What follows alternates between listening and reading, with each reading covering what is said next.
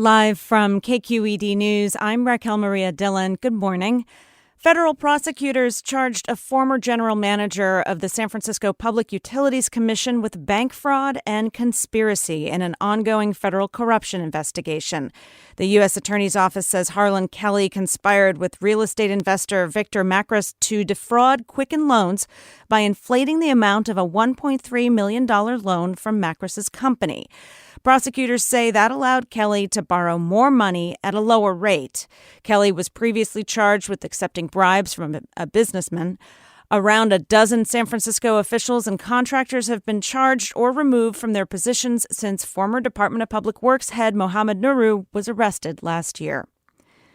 The northern half of California is forecast to get a series of storms lasting through the weekend and bringing heavy rain. KQED's Dan Brecky reports the rain will help, but it's not the end of the drought.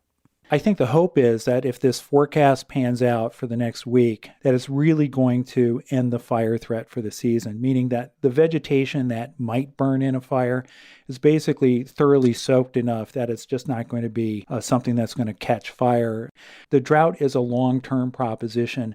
This will be of short-term beneficial impacts. We'll start to see our reservoirs come up a little bit, but we really need a robust rainy season, December, January, and February, before we could say we're out of the woods, so to speak. That's KQED's Dan Brecky. Hayward Unified School District officials are proposing to close or merge several schools. Like many Bay Area districts, they're facing a decline in enrollment and looming budget deficits. KQED's Julia McAvoy reports. The district blames an ongoing drop in students on changing demographics and the high cost of living in the Bay Area. Fewer students means less state funding, and that, combined with the district's $14 million deficit and $900 million in needed facility upgrades, has led to the plan to close and merge some schools.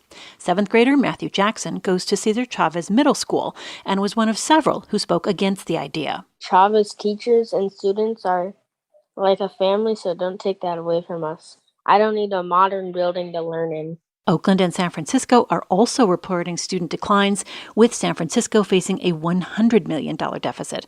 I'm Julia McAvoy, KQED News. Bay Area hospitals are facing a critical blood shortage.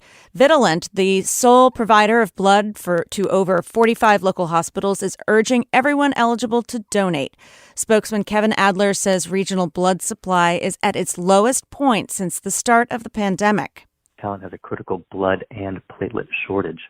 All blood types right now are in critical need, especially type O blood types.